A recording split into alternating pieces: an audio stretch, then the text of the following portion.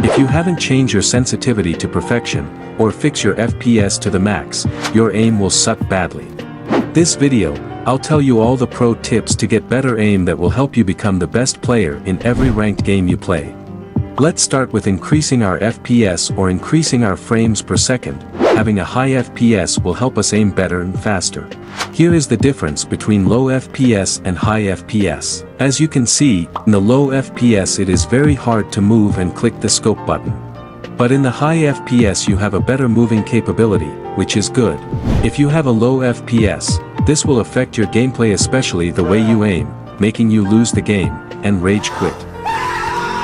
In order to maximize and boost your FPS through the roof, go to settings and put your graphic quality to the low or medium. I recommend putting it on low if you have a low-end device. After that, put your frame rate to the max.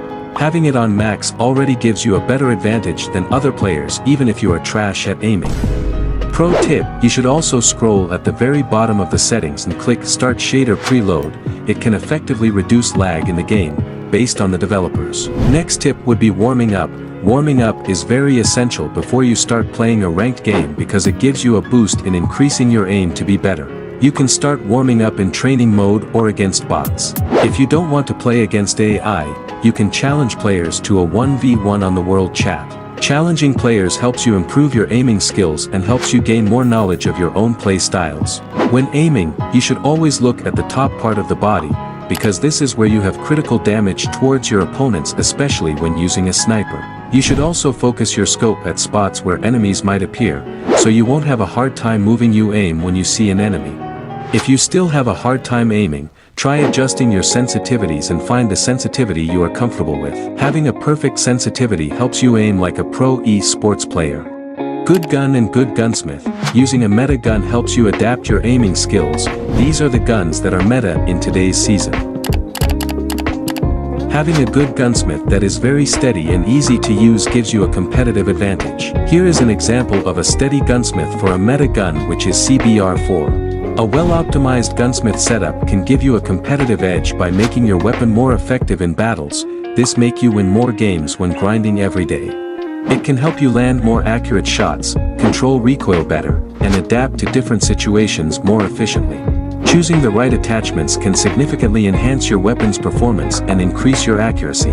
The Kilo 141 is also a very good gun alongside with the CBR4 that is easy to use when fast aiming. You can copy this gunsmith if you want.